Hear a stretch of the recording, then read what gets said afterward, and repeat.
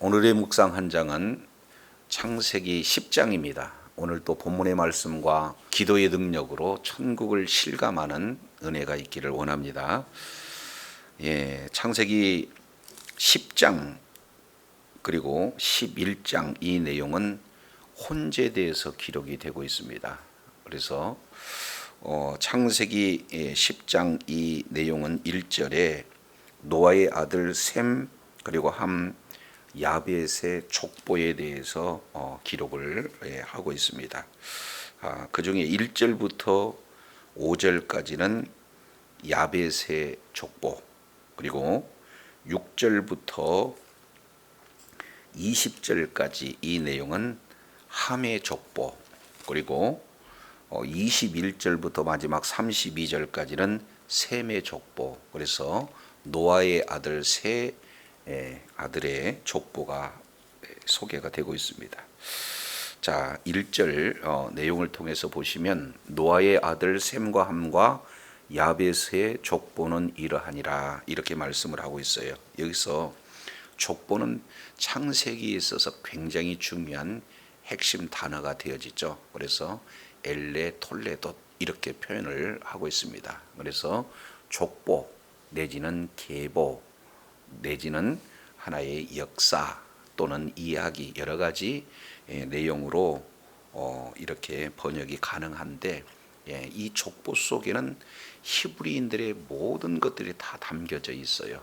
자, 그런데 여기서 뒤에 보니까 10장 1절에 홍수 후에 그들이 아들들을 낳았다 이 말씀을 하고 있어요. 그러니까 노아와 이 세 아들은 다 노아 방주 안에서 있었죠. 그 속에서는 문제도 없고 사건도 없고 오직 정말로 주님만 바라보는 그런 신앙이 되었으나 홍수 이후에는 각자 어떻게 살아가느냐 그런 어떤 삶에 따라서 이제 족보가 나누어지게 되어지는데, 자, 이 내용을 알기 위해서는 우리가 어제 살펴봤던 그 내용들을 조금 더 살펴볼 필요가 있어요. 자, 9장 18절 방주에 나온 노아의 아들은 셈과 함과 야벳이었다. 근데 이들에게 이제는 노아가 이렇게 축복을 해주는 그런 장면이 25절부터 27절까지예요. 그 중에 자, 먼저 소개된 자는 누구냐? 가나안이 소개가 되고 있어요. 그런데 25절에 보니까 가나안은 저주를 받았다 이렇게 말씀을 하고 있어요. 그래서 그 형제의 종들의 종이 되었다는 것은 가장 이제 최상급의 표현이죠. 아주 비천한 종들 속에서도 더 종되었다 하는 내용이 되어집니다. 그러면 누구의 종인가? 26절 보세요. 셈의 하나님 여호와를 찬송하리로다. 가나안은 셈의 종이 되어지고 이렇게 말씀을 하고 있어요. 그래서 함 족속, 다른 말로 본다면 가나안 족속은 저주를 받았다는 것이 성경에서 말씀하고 있어요.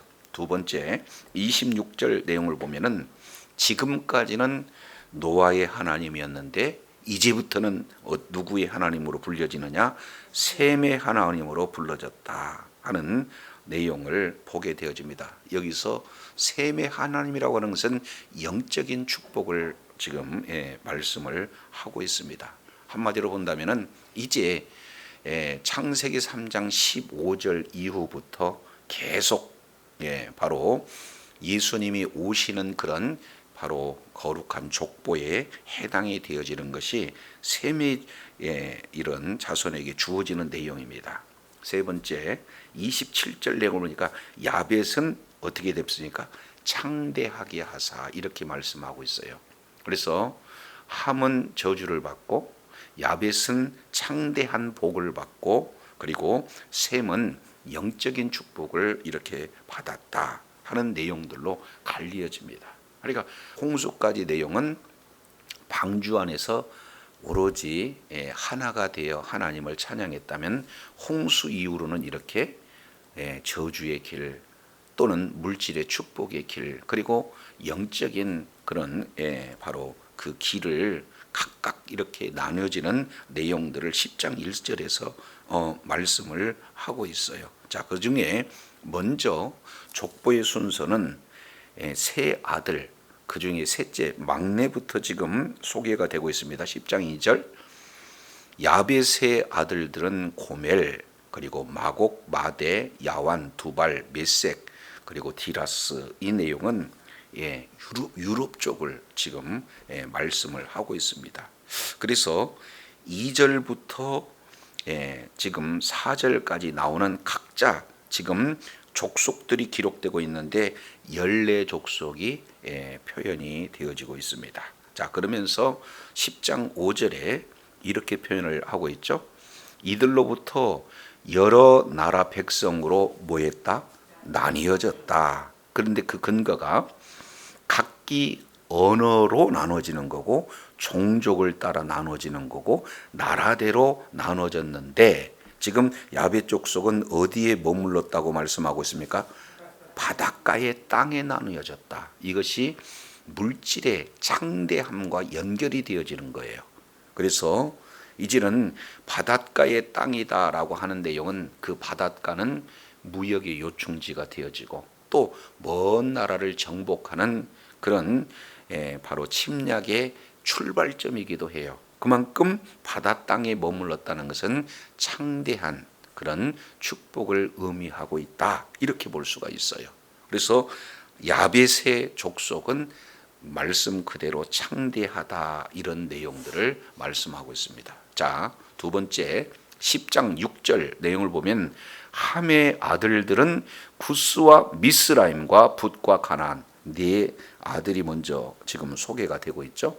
자, 그 중에 넷째 아들이 함의 넷째 아들이 누구였어요? 가나안이었어요. 그래서 이 가나안이 왜 저주를 받았는가 하는 부분들을 그 뒤에 이렇게 표현합니다. 15절 보시겠어요?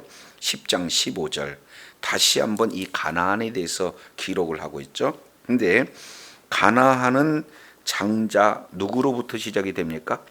시돈과 헷과 여부스, 아모리, 기르가스, 히위, 알가, 신, 그리고 아르완, 스말, 하맛. 좀 익히 들은 내용이죠. 그러면서 이후로 가나안 자손의 족속이 흩어져 나갔더라 이렇게 말씀하고 있어요. 그러면은 가나안 족속은 누구를 말씀을 하고 있습니까? 지금 출애굽 당시 지금 모세는 이제 애굽을 떠나서 최종 목적지가 어디예요? 가나안 땅이에요. 그러니까 정복해야 할 땅의 원주민들을 이렇게 기록하고 있는데 그 원주민들이 함의 아들 이런 어떤 저주받는 그런 자들을 지금 심판하기 위해서 가고 있다라는 사실을 모세는 지금 모세 오경을 기록한 그 당시에 정확하게 지금 출애굽 백성들에게 이 창세기의 족보를 통해서 가르쳐주고 있는 내용이다 이렇게 볼 수가 있습니다.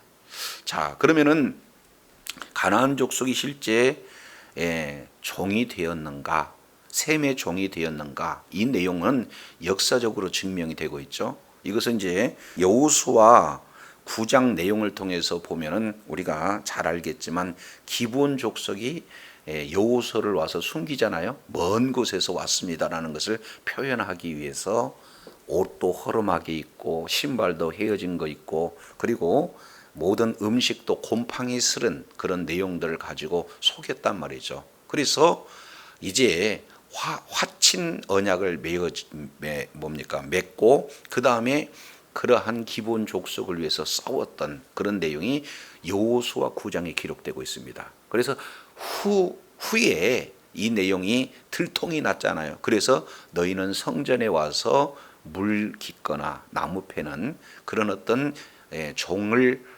일을 해라 해서 실제 지금 이 가나안의 이 가나안은 셈의 종이 되어졌다 이 내용을 말씀을 하고 있습니다. 자, 시간이 지났어요.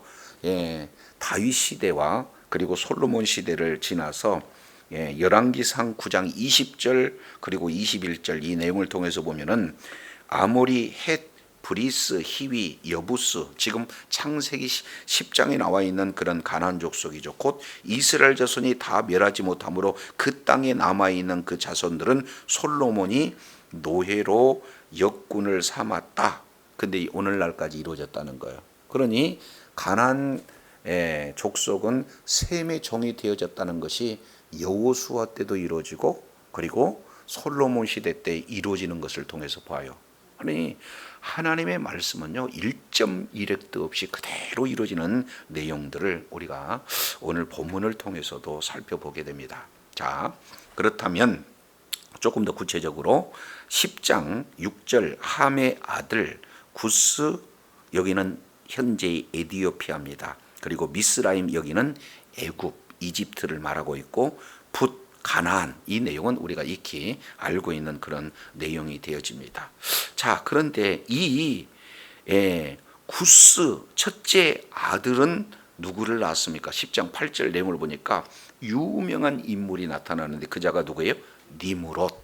근데 그 니므롯을 설명을 하기에 세 가지로 지금 말씀을 하고 있죠. 그 첫 번째 내용을 통해서 보니까 니므롯은 누구예요? 그는 세상의 첫 용사다라는 내용과 그 다음에 9절 내용을 보니까 여호와 앞에서 용감한 사냥꾼이 되었다. 이렇게 지금 말하고 있어요. 자, 그러면 니므롯이라고 하는 이 내용은 원래 반역자예요. 이름 자체가 반역자. 근데 그 반역의 내용이 첫 번째 용사였다라고 하는 이 용사는 영웅 호글의 용사가 아니라 바로 아주 강포한 자, 포악한 자의 대명사가 니므롯이에요. 두 번째 9절 내용을 보면은 여호와 앞에서, 그러면은 이게 좀 잘못 이렇게 의미가 전달되는데 여호와 앞에서라고 하는 내용보다는 여호와를 대적하여, 여호와를 대항하여 이렇게 표현할 수 있습니다. 그러니까 이 반역자는 여호와를 반역한 존재인데 그 반역한 일에 아주 용감한 자다, 이렇게 볼 수가 있습니다. 그리고 세 번째 이어서 9절의 내용을 통해서 보니까 무슨 사냥꾼? 용감한 사냥꾼, 이렇게 얘기했어요. 그러면 용감한 사냥꾼이라는 사냥의 대상은 누굽니까? 인간이에요. 그래서 사람을 노예로 이렇게 만들어서 이제 그런 일에 용감하고 그런 일에 아주 포악한 하나님을 대적한 그 이름이 누구예요? 니므롯. 그래서 정말로 함의 후손 중에 이런 자가 나타나는 거예요. 근데 사실 세상적 눈으로 관점으로 살펴보면 니므롯은 뭡니까? 대단한 영웅이다 라는 것을 살펴봐요. 그러니까 노아의 세 아들 중에 야벳은 물질적으로 풍성한 족속이 되었습니다. 그리고 함은 저주를 받았다고는 하나 내용을 보니까 세상에서 힘을 장악하고 있는 그런 내용이 되어져요. 자, 뒤에 보겠습니다. 10절 내용을 보면은 더 구체적으로 표현하고 있죠.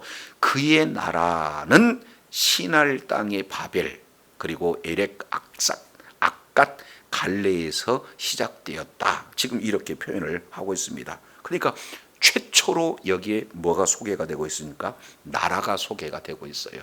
그러니까 하나님을 대적한 이제는 나라의 첫 출발점이 누구로부터 나오느냐? 함의 아들로부터 나와요. 근데 이 나라는 어떤 나라인가 뒤에 보겠습니다. 시날 땅에 있는 바벨. 이 바벨이라고 하는 것은 바벨론 지금 제국을 얘기하고 있습니다. 그리고 뒤에 11절에는 아수르.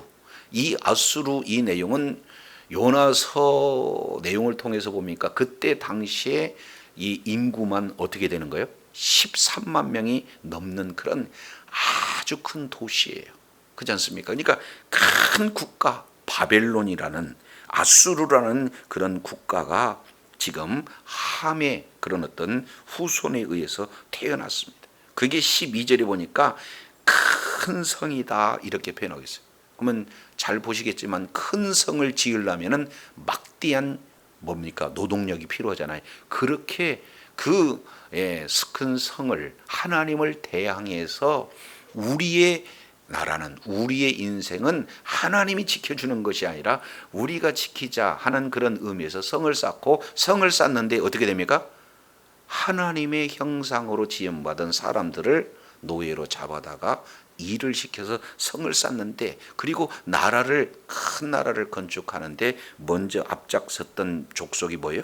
함의 족속이다라는 사실을 보게 됩니다. 한마디로 본다면 아주 이제는 나라가 견고히 세워지고 힘이 아주 출중하고 그리고 많은 사람들을 부릴 수 있는 강력한 파워. 이 내용은 세상 사람들이 바라봤을 때는 굉장한 흠모의 대상들이 되어진다라는 것을 보게 돼요. 그러나 진정한 축복은 바로 하나님을 찬양하는 그리고 하나님이 주인이 되어지는 그런 자가 진정한 축복이 되어진 줄로 믿습니다. 자, 그러면서 19절 조금 더 보죠. 가나안 지경에는 시돈에서부터 가사까지 되는데 여기에 또 뭐가 나옵니까? 소돔과 고모라가 나와요. 소돔, 고모라 이 내용은 창세기 13장 이 내용에서 조금 더 구체적으로 살펴보지만 가장 오래된 도시예요. 그러면서 이제 거기에는 마치 에덴 동산과 같이 마음을 뺏는 그런 땅이 소돔과 고모래 멸망하기 전까지는 그만큼 찬란한 문명, 그런 견고한 나라, 이 내용이 바로 함이 추구하고 있는 함의 후손들에 의해서 이루어지는 그런 문화를 우리가 살펴볼 수가 있게 되어집니다. 자, 근데 여기서 이제 주목해야 할 단어를 조금 살펴볼 수 있어요. 자, 어디를 보냐면은 10장 5절 하반절 내용을 보니까 여러 나라가 나뉘는데 세 가지. 첫 번째는 뭐라고 표현하고 있습니까? 언어. 두 번째는 종족. 그리고 세 번째는 나라대로 나눠요. 자, 근데 뒤에 보겠습니다. 20절. 이들은 함의 자손이라 각기 1번 족속, 2번 언어, 그 다음에 3번 지방과 나라. 공통적이죠. 예. 그리고 또 한 군데 보겠습니다. 31절 내용을 통해서 보니까 예, 이들은 셈 자손이 그 족속 1번 언어, 그 다음에 지방과 나라. 기준이 이렇게 정확하죠. 그러니까 나뉘는 것은 실제 지역과 나라는 공통적이지만 핵심 내용은 뭡니까? 언어가 달리니까 나눠지는 거예요. 그래서 결국 셈, 함, 야벳이 나눠지는 가장 궁극적인 내용은 언어가 달라서 나눠졌다. 이렇게 10장에서 말씀하고 있어요. 근데 언어가 달라서 나눠지는 구체적인 사건은 어디가 되어지는 겁니까? 내일 우리가 살펴볼 수 있는 바벨탑 사건을 통해서 나눠지는 거예요. 그래서 10장과 11장은 먼저 10장이 있고 그 다음에 11장이 있는 것이 아니라 10장과 11장은 혼용돼서 기록하고 있다. 다른 말로 본다면 역사적 시간적인 순서대로 기록되어져 있지 않다는 것을 보게 되어집니다. 그잖아요. 그러니까 결국 나뉘어지는 이런 내용을 통해서 보니까 10장과 11장이 바벨탑 사건과 같이 연결되어서 우리가 살펴볼 수 있어요. 그래서 왜 나눠졌느냐 하는 내용은 구체적으로 내일 우리가 조금 더 깊게 살펴볼 내용이고, 지금 언어가 달라서 나눠진 내용을 결과로 우리가 살펴볼 수 있습니다. 자, 그러면서 21절 이제 셈의 족속에 대해서 이렇게 기록이 되고 있습니다. 셈은 에벨 온 자손의 조상이요. 자, 셈을 한마디로 표현하면 어떻게 되느냐? 에벨 온 자손의 조상이다. 그러면은 셈 족속에서 이제 강조된 인물이 누굽니까? 에벨이다라는 것을 볼 수가 있어요. 그러면 에벨은 누구인가? 자, 11장 10절 잠깐 우리 살펴보겠습니다. 셈의 후예는 이러하니라 해놓고, 자, 셈은 누구를 낳느냐? 아르박삿을 낳고, 그리고 12절 아르박삿은 셀랏을 낳고, 그리고 14절 셀라는 에벨을 낳고, 이렇게 되겠죠. 그러니까 족보 내용을 보면은 셈, 그 다음에 아르박삿, 그 다음에 셀라, 그 다음에 에벨, 이 순으로 지금 족보가 이루어지고 있는 것을 보게 되어져요. 그러니까 족보로 본다면 증손자죠. 그러면 왜 오늘 창세기를 기록한 저자는 셈의 이런 족보에서 에벨을 강조하고 있는가? 그 내용을 11장 16절 내용을 보니까 에벨은 벨렉을 낳고 이렇게 말씀을 하고 있죠. 쭉 내려가 가지고는 16절 데라는 70세에 아브람을 낳았다 이렇게 말씀을 하고 있어요. 그러니까 드디어 이제는 아브람의 족보가 시작되고 있는데 아브람의 조상이 누가 되어지는 거예요? 에벨이다. 그리고 그 에벨의 조상의 기원은 셈이다. 그래서 이제는 성경 전체를 이끌어가는 민족이 셈족이고 또 동시에 에벨이고 또 동시에 아브람이 이 성경 전체를 구속사적인 측면으로 이끌어간다는 것을 지금 강조하고 있는 내용이 되어집니다. 자, 이것에 대한 내용을 조금 더 우리 깊게 살펴보면은 창세기 14장 한 번 더 보겠습니다. 14장 이 내용은 히브리어로 봤을 때 조금 더 선명한데, 자 14장 13절 도망한 자가 와서 누구 사람 아브람? 그렇습니다. 히브리 사람 아브라함. 그래서 아브라함 앞에 수식어가 최초로 히브리 사람이다라고 말하고 있어요. 여기서 히브리라고 하는 이 뜻은 물을 건너왔다라는 그 뜻이에요. 건너다.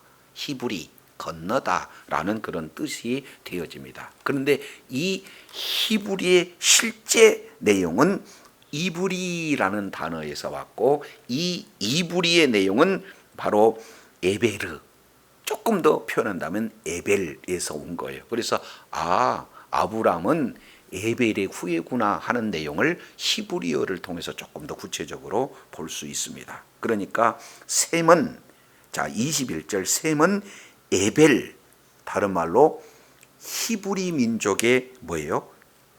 근원이 에벨이다. 아브람의 직계 조상이 누구다? 에벨이다 라는 측면에서 셈 족속에 대해서 이렇게 말씀을 하고 있는 것을 보게 됩니다. 자, 그러면서 25절 보시겠습니다.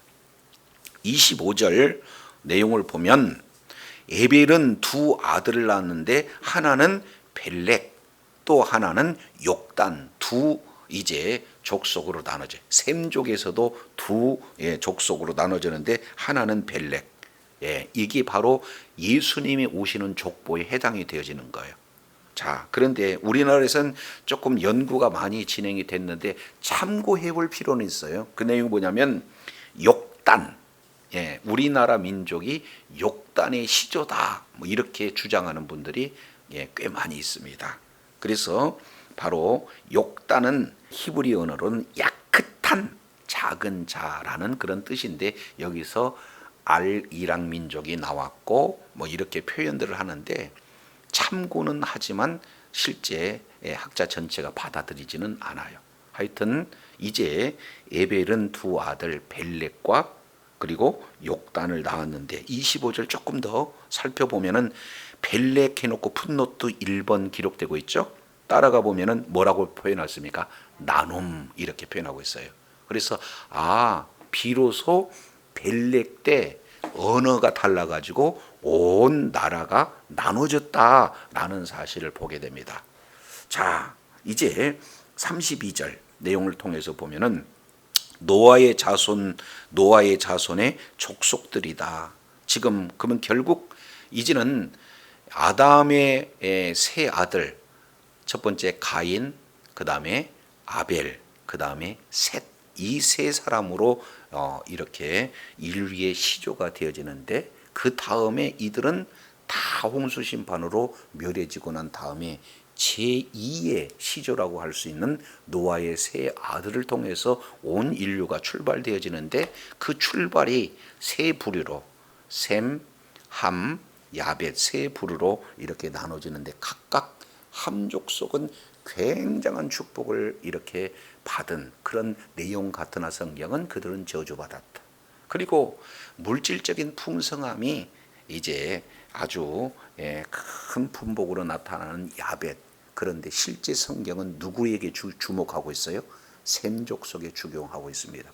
근데 여기서 이제 성경에는 구체적으로 나와 있지 않지만 이 내용을 족속을 숫자로 헤아려 보면은 창세기 자, 10장 2절 보면은 야벳의 아들들은 해서 몇 명의 족속이 나오냐면 14족속이 나와요.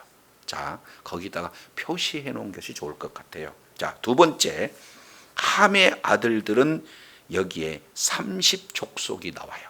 몇 족속?